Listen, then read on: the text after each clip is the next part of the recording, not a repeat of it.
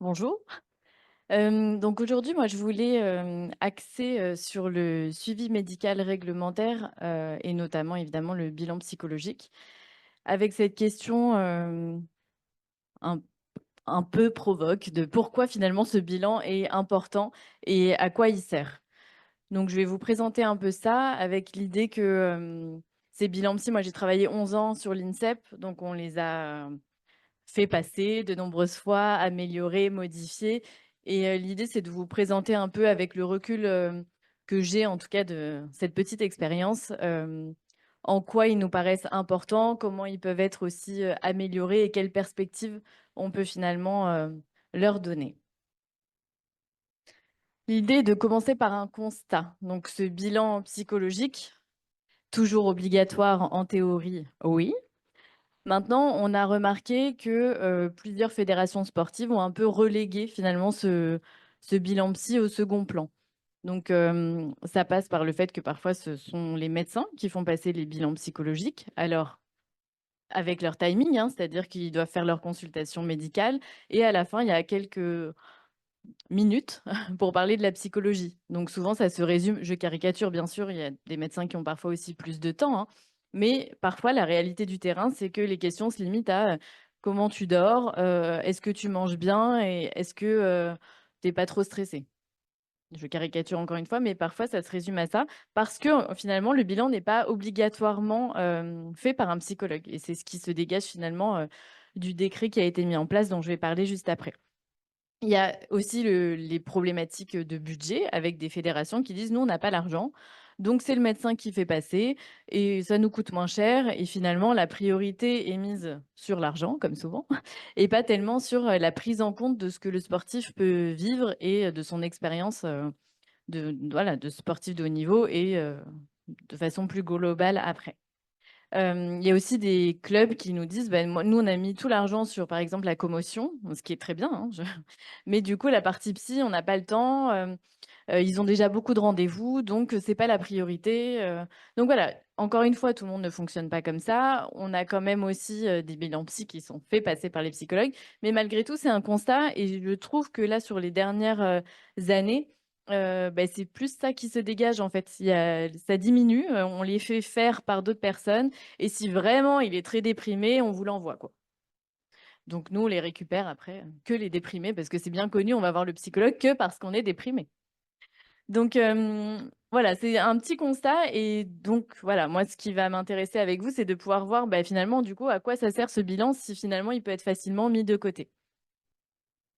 Au départ, pour rappel, donc les bilans, psychologiques dans le cadre du suivi médical réglementaire ont été mis en place, suite à un décret de 2006 qui a été réactualisé en 2016. Au départ, c'était une fois par an pour tous les sportifs majeurs et 2 fois par an pour les sportifs mineurs, sur liste ministérielle, hein, je précise et c'est passé à une fois par an pour tout le monde, aussi pour des questions de budget, hein, on va pas se mentir. C'est dommage parce qu'en fait, si vous les voyez en septembre, c'est quand même pas la même chose que si vous les voyez en novembre, en février, en avril. Enfin voilà, il y a un timing aussi. Quand ils viennent, je prends l'exemple de l'INSEP, ils viennent d'arriver à l'INSEP. Ils étaient en pôle avant ou pas. Et finalement, c'est tout beau, c'est tout rose, on vient de commencer, il y a une excitation, tout le monde va à peu près bien, hein, en septembre. Donc si vous les voyez là et que vous vous arrêtez à ça, voilà, ça, merci d'être venu, au revoir. À la limite, ils ont fait connaissance avec nous, mais c'est tout. Maintenant, quand il y avait 2 bilans, l'avantage, c'est qu'on pouvait les revoir, par exemple, en janvier-février. Vous savez, quand les jours sont courts, quand il fait nuit, quand tout le monde est un peu déprimé. Le mois de janvier qui dure, 45 jours et du coup, ça avait cet avantage-là. Alors après, on l'adapte. Par exemple, sur l'INSEP, c'est pas le bon exemple parce qu'on a tout sur place, les psychologues sont là, donc c'est facile. Et dans ces cas-là, moi, les sportifs que je voyais en septembre, je faisais un point quelques mois après, de façon un peu systématique, pour voir, finalement, si ça allait toujours bien, parce que parfois ça va aussi toujours bien, ou s'il y avait des difficultés, de la fatigue. Donc voilà, c'est juste le petit bémol de d'avoir passé ça à 1 an, enfin 1 fois par an pour tout le monde. Mais à la limite, si c'est 1 fois par an avec un psychologue, c'est déjà mieux que rien. Donc le but de ces bilans, ils ont été mis en place donc pour, dépister, prévenir et détecter les difficultés donc psychopathologiques, des facteurs personnels, familiaux de vulnérabilité, prévenir des difficultés liées à l'activité sportive intensive et orienter vers une prise en charge adaptée. Et je rebondis sur ce que disait Damien sur la pensée qui peut être ennemie de la performance. Et c'est vrai qu'il y a encore cette croyance que si on les amène à se poser 2 minutes, parce qu'en fait, le bilan psy, c'est aussi une autre temporalité. Dire qu'ils sont plus dans la course à la perf, tu fais tel exercice, ça va donner ça. Là, on les amène à avoir une petite bulle, on va dire, où ils vont pouvoir se poser, réfléchir. C'est un entretien semi-directif, donc nous, on pose des questions, on est vraiment dans l'échange, dans l'interaction. Et finalement, c'est ça, c'est une parenthèse où ils vont pouvoir juste penser. Là aussi, je caricature, bien sûr, ils ont d'autres moments où penser, mais malgré tout, c'est un temps un peu spécifique, un peu à part pour eux. Et, et on a remarqué aussi que certains entraîneurs, encadrant de façon plus générale, ont encore cette croyance que si les sportifs réfléchissent sur eux et se posent sur comment ils se sentent, eh ben, ils vont devenir plus du tout performants. Alors qu'on a bien conscience que s'ils sont plus posés avec eux-mêmes, a priori, ils seront plus disponibles sur leur performance. Mais il y a encore un peu cette croyance qui persévère, on va dire. Donc pour le sportif, l'intérêt, c'est que c'est un premier contact entre le psychologue et lui, quand c'est le psychologue qui le fait. Ça nous permet de faire connaissance avec eux, de se rencontrer et juste de nous connaître. C'est-à-dire que enfin voilà, de façon très simple, ils savent qu'on est dans tel bureau, on leur donne aussi nos coordonnées et ils peuvent revenir nous voir plus facilement finalement parce qu'ils nous ont déjà vus.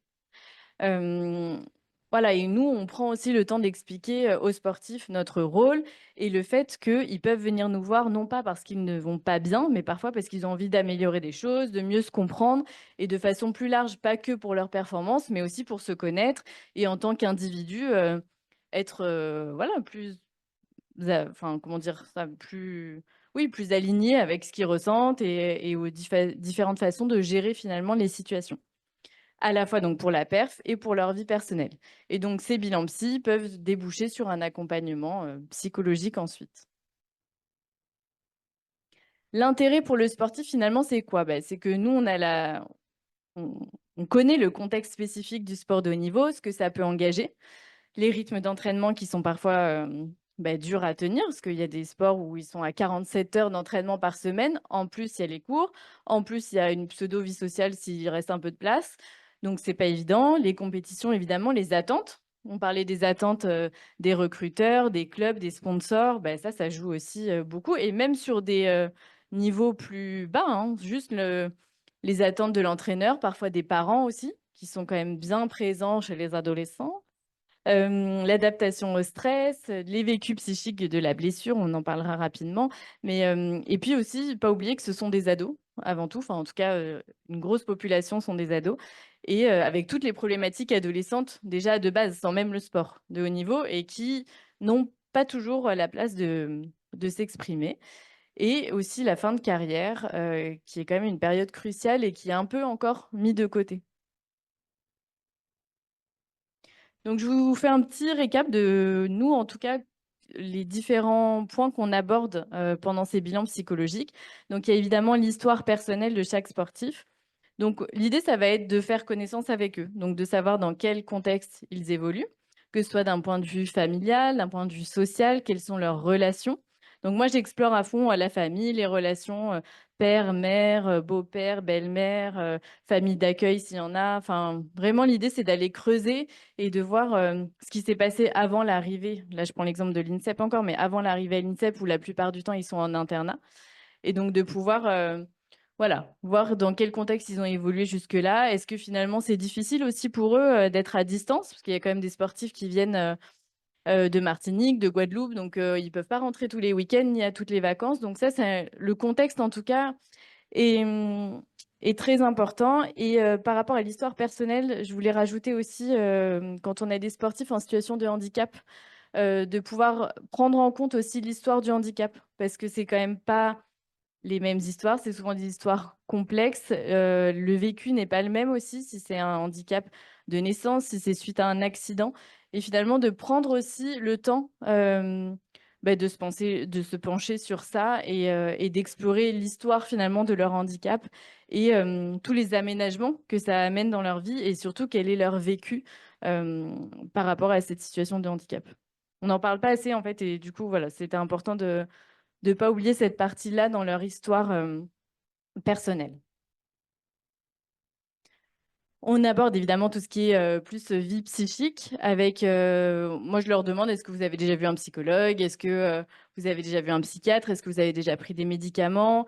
L'idée c'est de savoir est-ce qu'ils ont déjà été familiarisés finalement à la rencontre avec un psychologue ou un préparateur mental? Est-ce qu'il y a eu des antécédents d'anxiété, de dépression? Alors je pose pas la question comme ça, mais plutôt de savoir, est-ce qu'il y a eu des moments où vous avez eu du mal, voilà, vous étiez triste, vous étiez, voilà, enfin, ça avait pu être difficile. Je fais cette précision parce qu'en ayant discuté avec un médecin qui faisait passer les bilans psy, il avait juste noté, dépression, oui, non et je dis: «Mais du coup, comment tu poses cette question au sportif?» Et le médecin me dit: «Bah, je sais pas, je lui demande s'il est déprimé». Et je suis là: «Bah, ouais, mais s'il a 15 ans, est-ce que vraiment il va dire: "Oui, je suis hyper déprimé"?» Donc en fait, voilà, tout ça pour dire qu'il faut aller plus loin, il faut creuser, il faut poser des questions et ça demande du temps. Et nous, ces bilans psy, on prenait 1 heure et l'heure était bien remplie et voilà, pour pouvoir aussi explorer en fonction de ce qu'il vous dit, de rebondir, d'aller creuser plus loin. Donc c'est vraiment un temps unique où on peut aller, justement, faire connaissance de façon globale avec le sportif et aller creuser tous ces aspects-là. Le sommeil, évidemment, c'est quelque chose qu'on interroge et tout ce qui est violence, alors au début, c'est vrai qu'on s'est rendu compte avec mes collègues qu'on posait pas forcément les questions de façon, directe. Peut-être parce que nous aussi, on n'était pas au clair avec ça et en fait, le fait de maintenant poser la question en disant: «Est-ce que tu as subi des violences, physiques, sexuelles, verbales?» Et ben, en fait, même s'il nous en parle pas à ce 1er entretien, il sait qu'on a cette oreille-là, qui peuvent revenir nous voir par rapport à ça et qu'on est sensibilisé à ça et souvent, du coup, ça ouvre quand même sur, des sportifs qui nous disent: «Bah, c'est vrai que maintenant que vous le dites, j'avais jamais identifié ça comme ça, mais oui, je crois que j'ai subi une violence sexuelle» et donc voilà, ils ont au moins cet espace pour en parler et ça peut, voilà, tout simplement leur faire du bien d'avoir un espace malgré la temporalité, sportive, à 100 à l'heure où ils peuvent, évoquer tout ça. On évoque bien évidemment l'alimentation avec en tête, que, il y a des sports à catégorie de poids, il y a des sports dits esthétiques et il y a des sports d'endurance et d'autres sports, hein, bien sûr. Mais on sait qu'il y a des, voilà, des petites alertes à avoir en tout cas, en fonction des sports et quand on a, des judokas, moi j'aime bien leur demander: «Quelle est ta catégorie de poids?» et ensuite: «Quel est ton poids?» Et souvent, le le gap est assez conséquent et de pouvoir dire: «OK, mettons, tu as 7 kilogrammes ou 10 kilogrammes à chaque compète à perdre. Comment tu gères ça? Est-ce que c'est difficile? Est-ce que c'est facile? Est-ce que, tu arrêtes de boire? Est-ce que tu arrêtes de manger?» Donc là aussi, c'est creuser. On n'est pas diète, bien sûr. On travaille en collaboration avec, des nutritionnistes, des diététiciens, mais de pouvoir voir finalement comment il le vit psychologiquement. Est-ce que sa catégorie est adaptée? Alors, on a bien conscience que parfois elle est pas du tout adaptée, mais qu'il est très fort dans cette catégorie-là et que du coup, le changement n'est pas envisageable. Donc là aussi, on travaille avec quelque chose qui, de toute façon, n'est pas adapté et on fait comme on peut. Donc c'est pas toujours évident. On demande donc si voilà, la gestion alimentaire, est-ce qu'elle est liée au sport? Est-ce que c'est, par exemple, lui qui veut, prendre de la masse? Je pensais aux basketteurs, on avait pas mal de basketteurs de 13, 14 ans qui sont très grands mais très fins. Ils disent: «Moi, j'ai envie de prendre de la masse parce que je sais que, c'est ce qui va faire que je vais me démarquer des autres». Donc il y a pas que que de la perte de poids, bien sûr. Et les préoccupations liées au corps, au-delà du poids sur la balance, est-ce que je me sens bien, ou pas? Et surtout, quel est le regard aussi de mon entourage sportif par rapport à ça? Est-ce que j'ai un entourage sportif hyper contrôlant sur, ce que je mange? Parce qu'on en a entendu, hein, des entraîneurs qui disent, «Tu de grosses fesses, t'as dû bien manger, ce week-end, ça va, tu te sens bien?» Enfin, des remarques, en fait, très désagréables, sans compter, les pesées collectives et cetera, qui se font moins, mais qui existent encore. Donc on interroge tout ça et évidemment toute une partie sur les troubles du comportement alimentaire avec la boulimie, l'anorexie, enfin l'hyperphagie. Là aussi on creuse, on pose les questions de manière, très cash et là aussi ça ouvre, sur pas mal de discussions et d'échanges et parfois de prises en charge spécifiques par rapport à ces problématiques-là. On a toute une partie sur les addictions, donc là aussi, est-ce que tu bois? Est-ce que tu consommes, du tabac, du cannabis, de la drogue? Est-ce que tu as déjà été tenté par le dopage? Parce que ça peut aussi arriver. Alors vous allez me dire, est-ce qu'il vous dit: «Oui, bien sûr, j'ai été, je me dope tous les soirs», non, pas toujours. Mais en fait, au début de ces bilans psy, moi je leur dis: «Voilà, Évidemment, c'est confidentiel.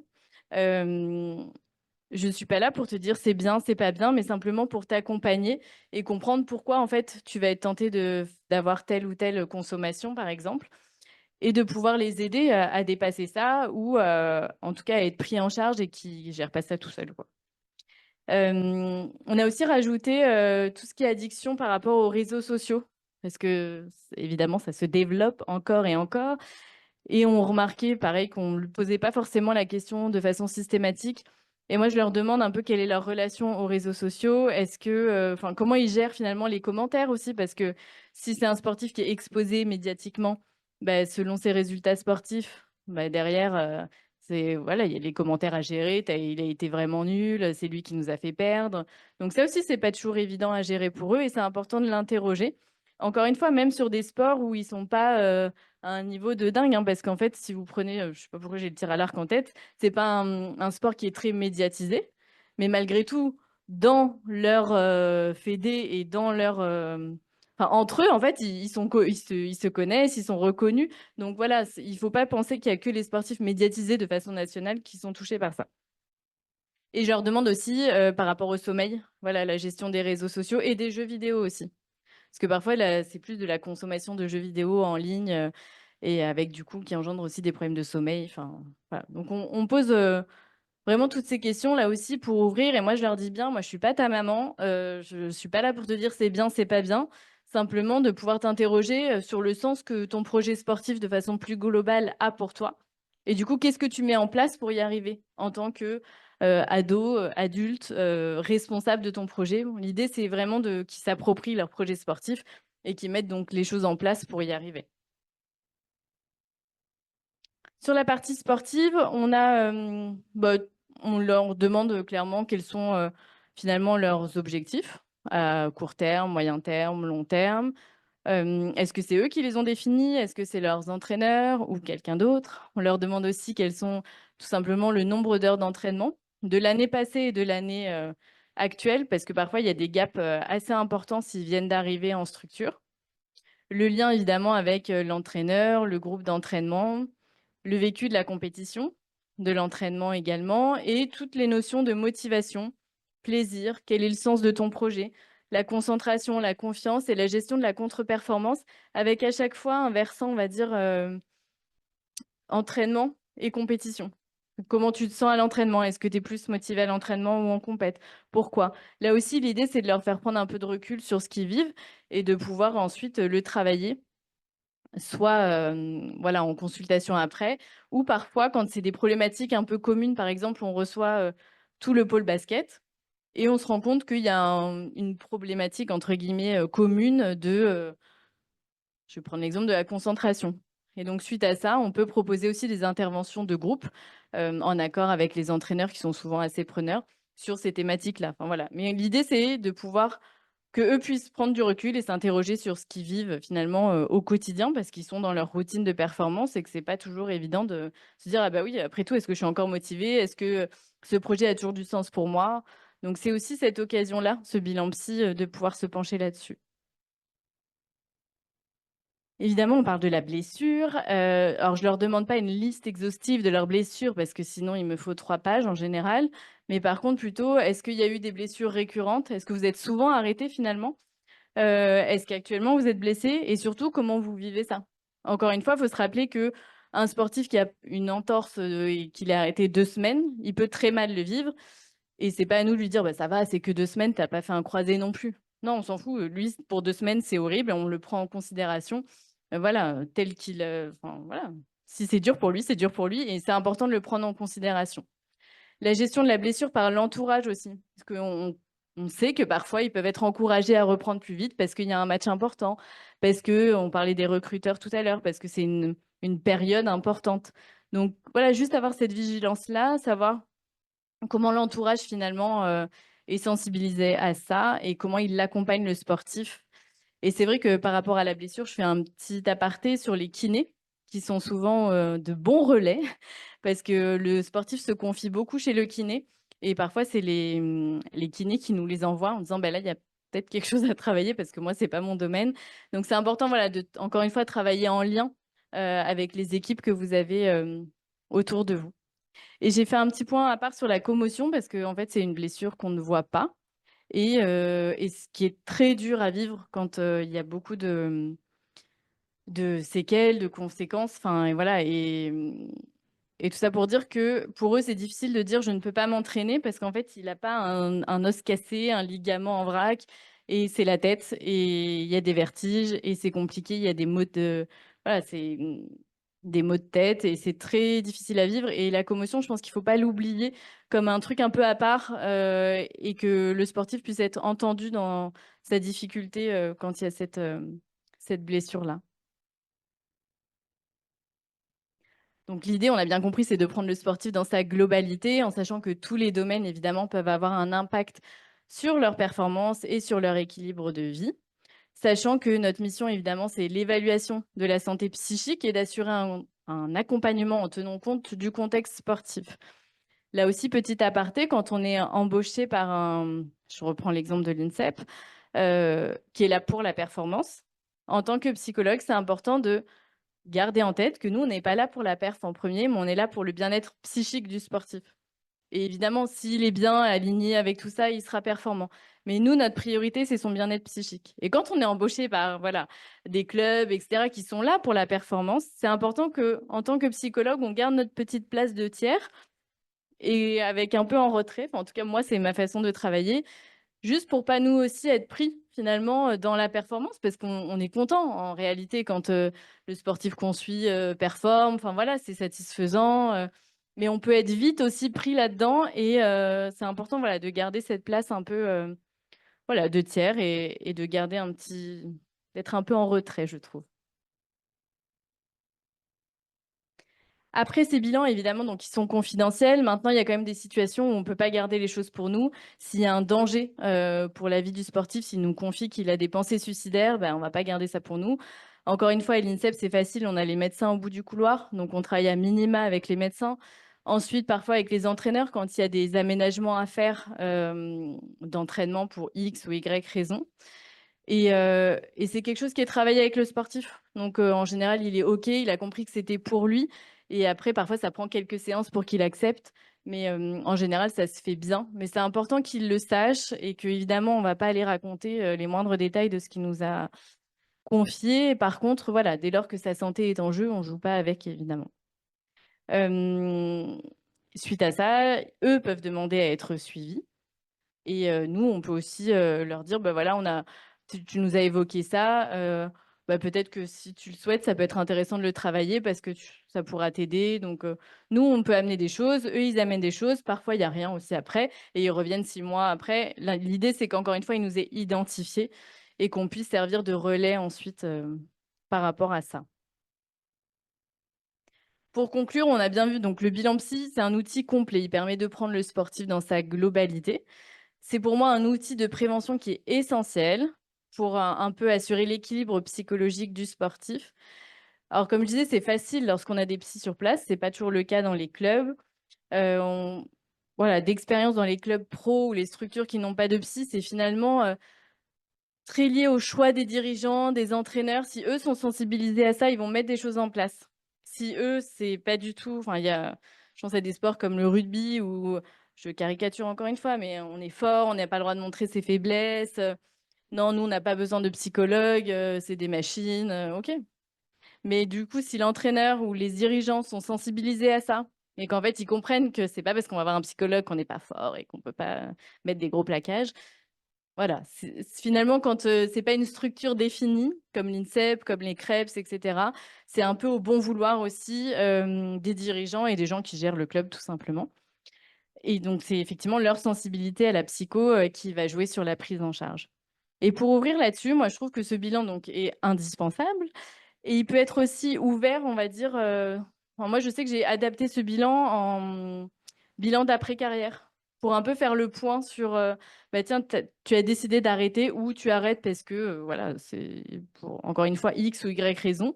Bah, c'est peut-être le temps de faire un point et de pouvoir moduler ce bilan psy par rapport à l'arrêt de carrière. C'est hyper intéressant. Moi, je les invite à faire le point sur, voilà, on fait un petit flashback. Est-ce que tu es satisfait de ce que tu as fait? Est-ce que tu as des regrets? Est-ce qu'il y a des choses que tu aurais aimé faire autrement? Aujourd'hui, est-ce que tu arrives à identifier les ressources que tu as apporté le sport de haut niveau ou pas? Comment tu peux transvaser avec l'idée que finalement c'est une transition et pas une rupture. Donc, ça peut être vraiment intéressant de développer ces bilans d'après-carrière. Et là, on sort des JO, des bilans aussi post-JO, parce que quand bien même vous avez eu une médaille, vous l'avez peut-être pas bien vécue. Il y a eu beaucoup de médiatisation, beaucoup de commentaires du public, enfin, et le public en fait ne connaît pas l'arrière, enfin, l'envers du décor. Et c'est important, je pense, avec les sportifs, de faire un point sur les JO, qu'ils arrêtent ou pas finalement leur carrière. Mais voilà, comment vous l'avez vécu? C'était en l'occurrence là à Paris.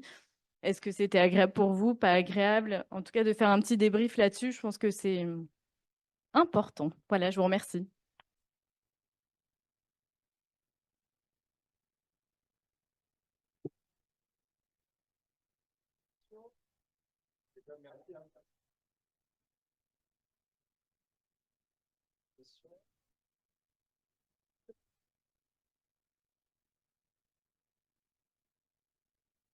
Est-ce qu'il y a un lien qui est fait entre les éléments du bilan qui fait un état des lieux assez complet et la préparation mentale du sportif et si oui, comment ça se travaille? Est-ce que vous êtes amené à rencontrer les préparateurs mentaux des sportifs ou vous avez évoqué assez vite le lien que vous faites parfois avec les entraîneurs?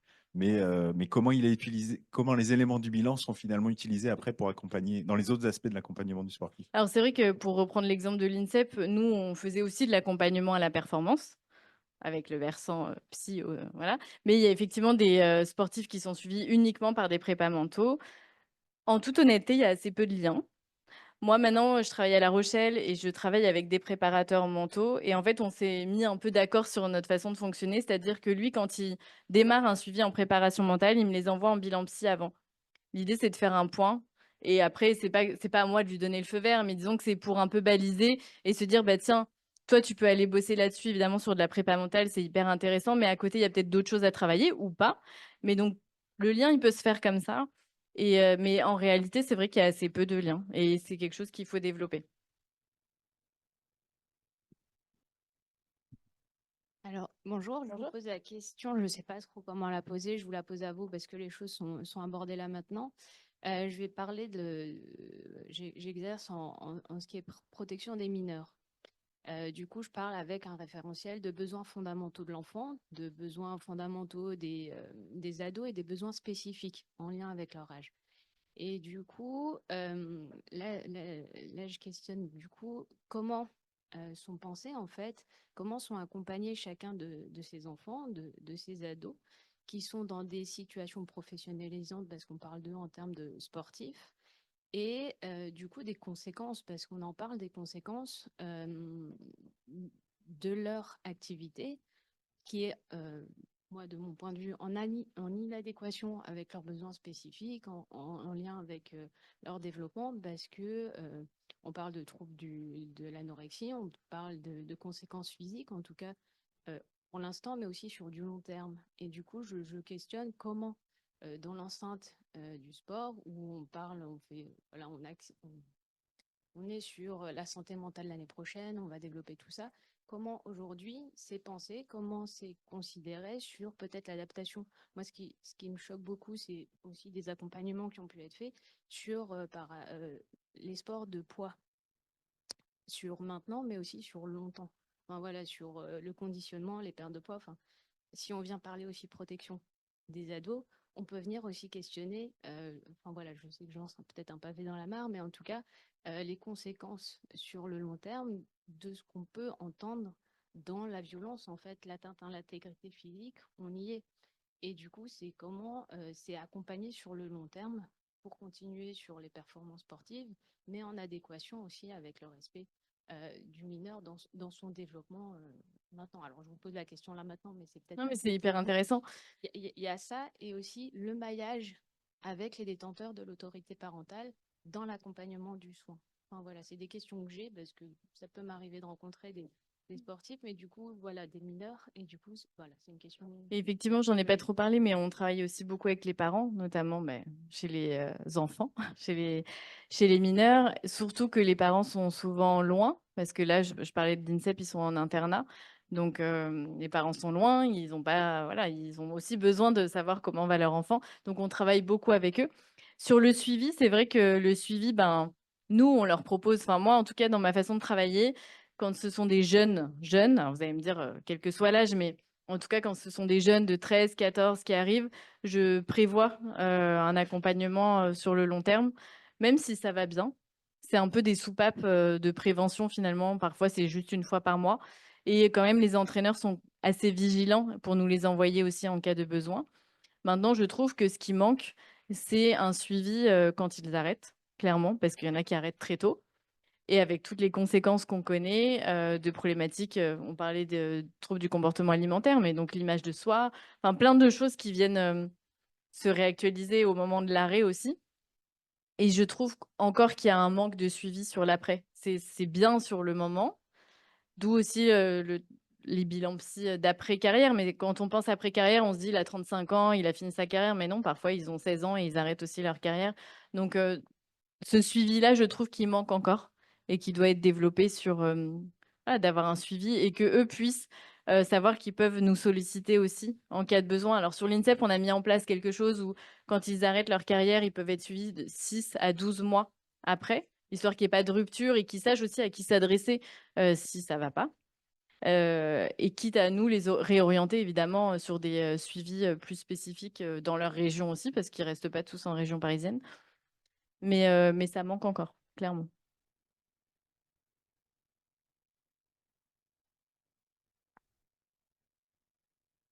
En fait, on enregistre, du coup, c'est bien d'avoir la question. Le micro. Déjà, merci beaucoup pour la présentation. C'était super. On sait que la littérature, elle met en évidence le fait que les stratégies de perte de poids rapide, ça peut influencer les TCA, je pense au sport gravitationnel, esthétique et taux de poids de corps. Et du coup, c'est une question plutôt globale. Mais comment ça se passe, le suivi psychologique des athlètes suivi pour un TCA, d'un point de vue haut niveau? Parce que je pense que la prévalence, elle est quand même élevée à ce niveau-là. C'est une question globale sur. Ouais, ouais, non, mais c'est intéressant et en fait, déjà, on les suit pas tout seuls. Il y a quand même la triade, médecin, diète, psy qui est indispensable. On a aussi enfin, en tout cas, sur l'INSEP, il y a un psychiatre qui est là une fois par mois. C'est trop peu, mais c'est déjà mieux que rien et donc voilà, c'est triade, même, quatuor, psycho, psychiatre quand il y a des besoins, médecin, diète et un travail vraiment en collaboration. Et la problématique qu'on évoquait, c'est que parfois, on sait que c'est déconnant, la situation, elle va pas, parce que la caté de poids n'est pas adaptée et qu'en fait, on doit travailler avec ça malgré tout et on sait que ça va pas. Donc c'est très frustrant pour nous, mais surtout, notre champ d'intervention est assez limité. Le tout aussi, c'est de responsabiliser le sportif, parce qu'en fait, ce qu'on a remarqué, c'est quand même, c'est qu'il y a pas toujours des TCA tels que le DSM, le montre, mais c'est des tendances à et la tendance, elle peut vite basculer effectivement dans le trouble. Donc nous aussi, on est là en prévention, de dire: «Attention, là, ce que tu fais, ta façon de fonctionner, j'ai bien compris que tu avais pas trop «le choix» entre guillemets, parce que sinon, tu vas pas être sélectionné dans cette catégorie-là, sinon on va te mettre sur le côté et cetera. Maintenant attention, c'est limite». Donc oui, en fait, on travaille vraiment en équipe et c'est de la dentelle, on en parlait tout à l'heure, c'est voilà, c'est très spécifique, selon les situations.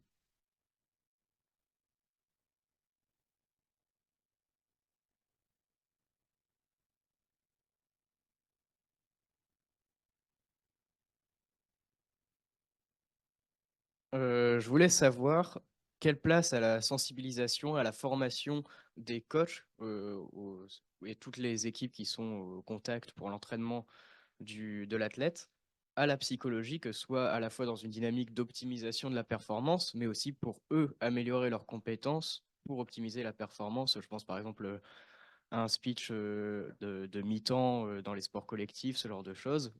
Par exemple, sur une finale, comment faire pour que ce speech soit efficace et comment former du coup les coachs à ce genre de situation? Alors, je sais qu'il y a des collègues qui interviennent très bien sur ces formations-là. Moi, c'est pas mon cas, donc je peux pas trop en parler. Maintenant, je sais que ça se développe de plus en plus, que la part de la psycho, moi, je parle de la psycho plus que de la prépa mentale, mais les deux sont bien sûr importantes à intégrer. Donc, c'est de plus en plus évoqué sur les formations. Insuffisant pour l'instant, évidemment, mais ça se développe de plus en plus. Et effectivement, c'est important que les entraîneurs et tout l'environnement finalement sportif soient sensibilisés à ça pour que eux aussi soient attentifs et puissent les envoyer vers les bonnes personnes quand ça va pas et sans attendre que ça n'aille vraiment pas. Je n'ai pas très bien répondu à la question, mais voilà, enfin, en tout cas, il y a encore du boulot là-dedans pour former les coachs, les entraîneurs. Heureusement, ça va mieux. Les coachs aussi sont plus sensibles à ça. Mais il y a encore de quoi s'améliorer. Merci.